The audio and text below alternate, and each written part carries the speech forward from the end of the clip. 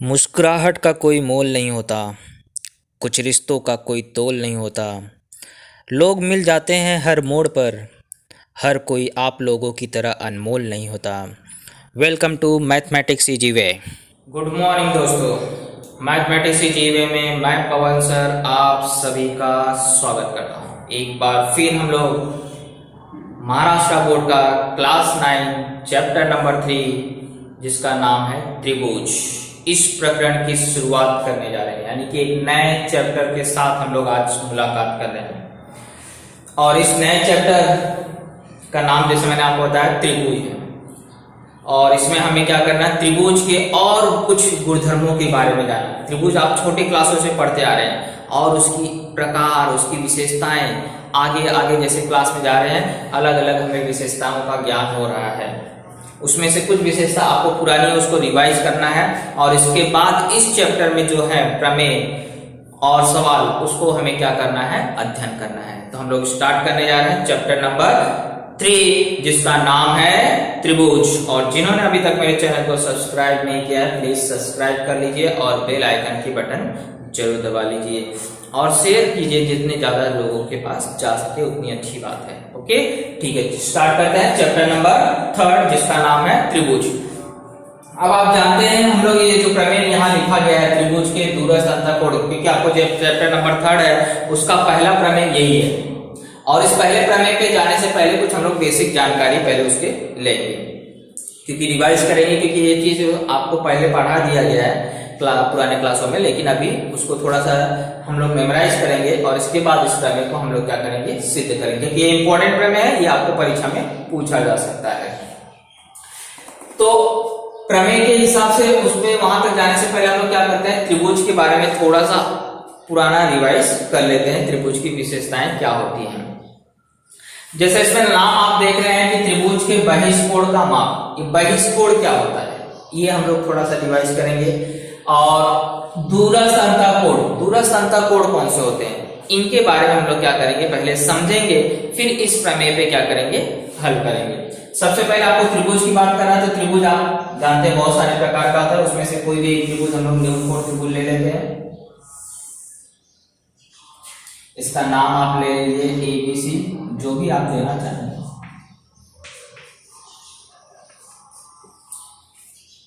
अब ये जो त्रिभुज मैंने बनाया तो आपको मालूम है इस त्रिभुज के अंदर 3 कोण हैं, 1 2 3। ये 3 कोण है। कोणों के नाम आप 3 अक्षर से पढ़ते हैं और 1 अक्षर से पढ़ते हैं। अगर उसमें सिर्फ एक कोण बनता है तो 1 अक्षर से भी पढ़ सकते हैं और 3 अक्षर से, लेकिन हमेशा 3 अक्षर से नाम पढ़ना सीखिए, क्योंकि आपको कई जगहों पे 1 अक्षर से नाम उसका लिख नहीं सकते हैं। तो जैसे अभी ये 3 क्या है, अंतःकोण है। अगर हम ये जो त्रिभुज की भुजाएं हैं इसको क्या करें, क्रमशः आगे बढ़ाएं। जैसे मैंने देखो ये आगे बढ़ा दिया तो एक और कोण का निर्माण हो गया जिसको क्या बोलेंगे, नंबर 4 दे देते हैं। तो ये जो आपने रेखा खींचा और ये त्रिभुज के कहां चला गया, बाहर चला गया। और बाहर जो ये चला गया तो इस कोण को बोलते हैं त्रिभुज का बहिष्कोण। इसको क्या बोला जाता है, त्रिभुज का बहिष्कोण। ये तो एक भुजा बढ़ाया, तो ऐसे ही अगर इस भुजा को भी आगे में बढ़ाऊं तो एक और इधर आ गया, लेकिन ये कोण जो है इस क्वेश्चन इसको 5 नंबर दे देते हैं और इसको 6 नंबर दे देते हैं। ये C है, हाँ इसमें थोड़ा सा कंफ्यूजन ना हो जाए इसलिए बिंदु का नाम क्या रखा गया, यहाँ पे मैं लिख देता हूँ C। ये कोण नंबर 6 हो गया। ऐसे मैंने इस दिशा में बढ़ाया, ऐसे अगर सब जगह बढ़ाऊं ये कोण नंबर 7 लिख देता हूं, यहां बढ़ाता हूं, ये कोण हो गया 8, ये हो गया 9। ध्यान दीजिए क्योंकि बहुत सारे मैंने कोण बना दिया, आप कंफ्यूज मत होइए। 9 तक हो गया था, यहाँ 10 11 12। अब इसमें से कौन से कोण त्रिभुज, सभी के सभी जो बाहर बन रहे हैं ये सारे के सारे बाहर वाले कोण बहिष्कोण नहीं है, इसमें से कुछ कोण ही बहिष्कोण हैं। तो कौन से कोण बहिष्कोण होते हैं उसे हमें क्या करना है, ध्यान देना है। तो त्रिभुज के बहिष्कोण वही कहलाते हैं जो त्रिभुज के अंतःकोण के साथ, त्रिभुज के अंतःकोण के साथ रेखी युगल कोण बनाते हो या उसका संलग्न कोण हो। अंतःकोण का क्या हो, वह संलग्न कोण होगा, तो ही वह क्या कहलाएगा, तो ही वो क्या कहलाएगा, बहिष्कोण कहलाएगा। तो जैसे यहां देखिए कोण नंबर 3 पे ये जो 4 है ये इसके साथ क्या कर रहा है, संलग्न कोण बना रहा है। अब संलग्न कोण मतलब क्या होता है, ऐसा कोण जिसका शीर्ष बिंदु, मतलब ऐसे कोण जिसके शीर्ष बिंदु समान हो, उसके अंतःभाग क्या हो, अलग अलग हो, और उसकी एक भुजा क्या हो, सामान्य हो, उसे बोला जाता है अंतःकोण। अब जैसे मैंने ये कोण नंबर 3 लिया, तो 3 के ये बाजू वाला कोण है, देखो इसी बिंदु पे बन रहा है कोण, इसका अंतःभाग अलग है, इसका अंतःभाग अलग है, इसकी एक भुजा समान है, मतलब एक जैसे हो गए संलग्न कोण। और संलग्न कोण किस प्रकार के हैं, रेखीय युगल कोण है, सीधी रेखा पे है ना, तो यानी कि 3 और 4 किस प्रकार के हैं, रेखीय युगल कोण है। लेकिन 3 और 5 की बात करो तो ये दोनों शीर्षाभिमुख कोण हो गए, दोनों के अंतःभाग तो अलग है लेकिन कोई भी भुजा समान नहीं दोनों कोणों में, तो ये दोनों कोण किस प्रकार के कहलाते हैं, शीर्षाभिमुख कोण। तो जो शीर्षाभिमुख कोण होते हैं, यानी कि अंतःकोण के साथ जो शीर्षाभिमुख कोण होता है वह बहिष्कोण कहलाता नहीं है, यानी कि 5 ये बहिष्कोण नहीं है। इसमें इसी प्रकार से 2 और 11 बहिष्कोण, 11 नंबर कोण बहिष्कोण नहीं कहलाएगा। ऐसे यहाँ पे 8 नंबर जो कोण है वो बहिष्कोण नहीं कहलाएगा।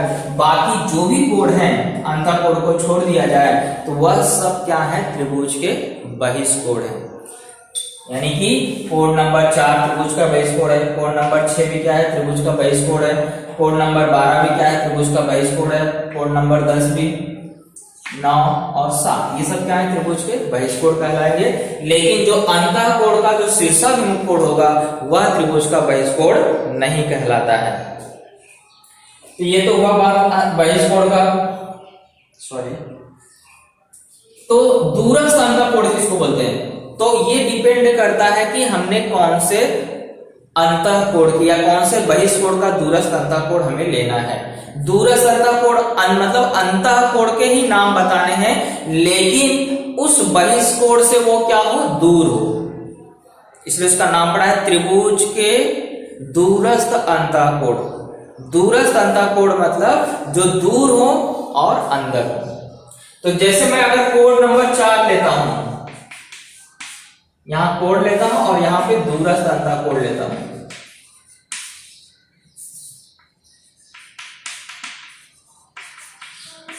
और कोण कौन से, बहिष्कोण, क्योंकि हम लोग हमेशा बहिष्कोण का क्या करते हैं, दूरस्थ अंतःकोण बताते हैं।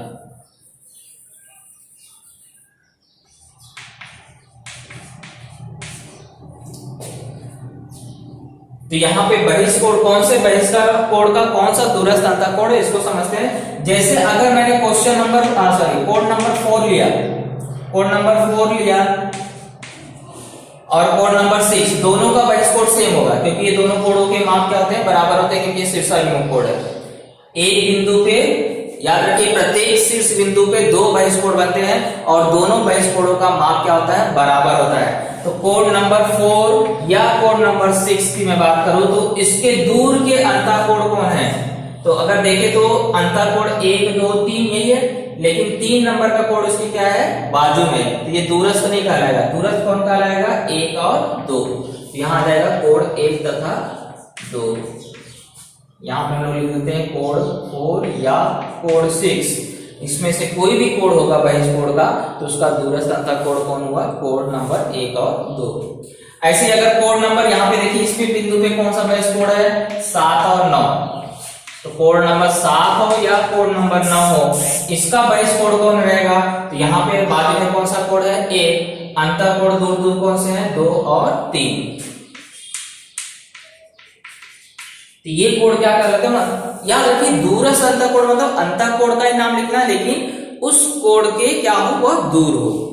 तो मैंने कोण नंबर 1 का बता दिया कि कोण नंबर 7 हो या कोण नंबर 9 हो, उसका बहिष्कोण ये दूरस्थ अंतःकोण ये है।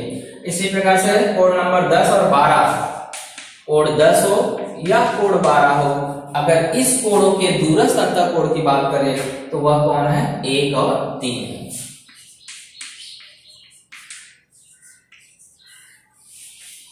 ओके, तो ये हुआ बहिष्ठ कोण और इसके दूरस्थ अंतःकोण को किस प्रकार से बताया जाता है उसको हमने किया। अब इसे सिंपल सी आकृति में एक बार जरा फिर से समझ लेते हैं। सिर्फ एक ही बहिष्ठ कोण अगर रहेगा तो कैसे लिखेंगे, जैसे यहाँ पे मान लीजिए ये त्रिभुज है ABC और यहाँ पे एक है D, तो ये ACD क्या हुआ, त्रिभुज का बहिष्ठ कोण हुआ और ACD क्या है, त्रिभुज ABC का बहिष्ठ कोण है।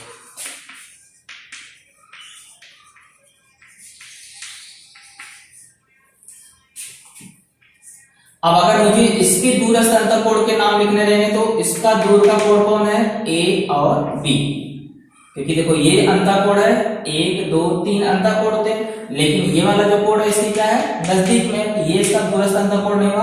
दूरस्थ अंतःकोण कौन हुए, A और B, तो कोण ACD का दूरस्थ अंतःकोण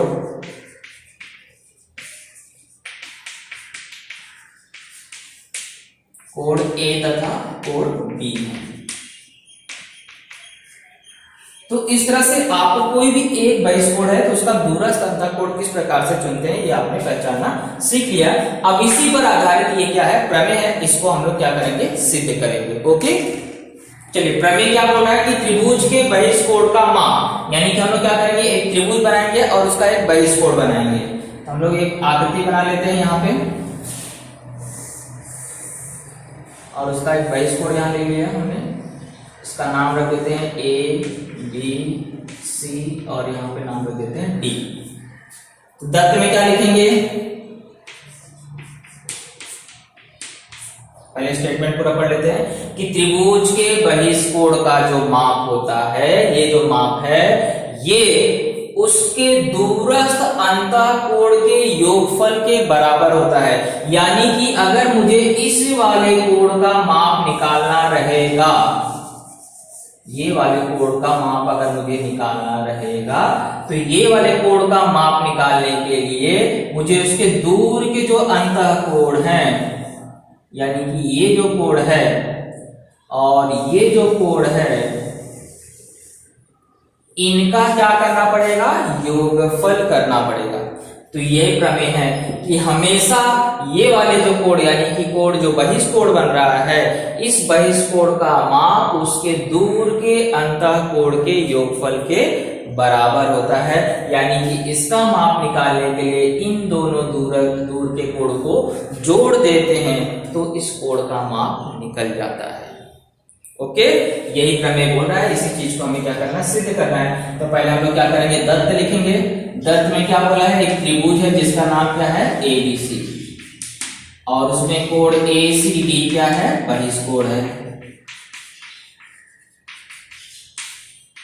इतना ही आपको दत्त में दिया गया है। अब साथ हमें क्या सिद्ध करना है कि जो बहिष्ठ कोण है, कौन है बहिष्ठ कोण, कोण का नाम क्या है, बहिष्ठ कोण ACD, इसका माप किसके बराबर होता है, उसके दूर के योगफल के, दूर के जो कोण है, दूर के कौन से, लेकिन अंतःकोण, तो दूर के अंतःकोण कौन है, A प्लस कोण B, यानी कि कोण ACD का जो माप है वह किसके बराबर होगा, कोण A प्लस कोण B के बराबर होगा। ऐसा हमें सिद्ध करके बताना है।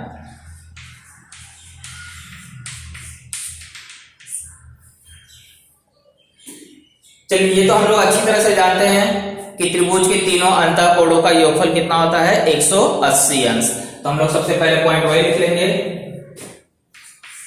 कि कोण A प्लस कोण B प्लस C का नाम एक अच्छा से नहीं सकते क्योंकि C पे दो कोण बन रहे, इसलिए अंदर वाले कोण का नाम लिखना है। तो ACB, कोण ACB बराबर कितना हो गया, 180 अंश। कारण क्या लिख दोगे, त्रिभुज के अंतःकोण का योगफल। ये चीज को याद रखें, हाँ, इसमें आपको ये सवाल बहुत यूज होगा कि त्रिभुज के तीन, त्रिभुज कौन से भी प्रकार का रहेंगे दो, उसके तीनों अंतःकोणों का योगफल हमेशा कितना होता है, 180 अंश ही होता है। ये पॉइंट हो गया। अब इसके बाद सेकेंड आपको इतना याद होगा कि ये दोनों कोण किस प्रकार के हैं, रेखीय युगल कोण है, और रेखीय युगल कोणों का योगफल कितना होता है, 180 अंश होता है। यानी कि कोण ACB प्लस कोण ए सी डी बराबर कितना 180 अंश, क्योंकि रेखीय युगल कोण है। तो ए सी डी प्लस कोण ए सी बी बराबर कितना 180 अंश, क्योंकि कैसे कोण है, रेखीय युगल कोण है। अब दोनों कत्तों की तुलना करिए। दोनों कत्तों का देखो दायां पक्ष बराबर है, यहाँ भी 180 यहाँ भी 180, दायां पक्ष बराबर है यानी कत्तों के बाएं पक्ष भी क्या होंगे, बराबर होंगे। यानी कि कोण ए प्लस कोण बी प्लस कोण ए सी बी बराबर, ये वाला कथन लिख लीजिए, कोण ए सी बी प्लस कोण ए सी बी। किन कथनों के माध्यम से, कथन 1 तथा 2 से। अब दोनों कथनों में क्या दिखाई दे रहा है, एसीबी दोनों में है, और ये दोनों क्या हो जाएंगे, साइन भी सेम है, तो इधर आके क्या हो जाएगा, घट जाएगा यानी कट जाएगा। तो हमने सिद्ध कर दिया कि कोण ए प्लस कोण बी जो है उसका योगफल किसके बराबर होगा, एसीबी के बराबर होगा। यानी कि हमारा टारगेट क्या हो गया, पूरा हो गया। ओके, इसे क्या करोगे, नोट डाउन कर लीजिए, ये इंपॉर्टेंट प्रमेय है, परीक्षा में पूछा जा सकता है।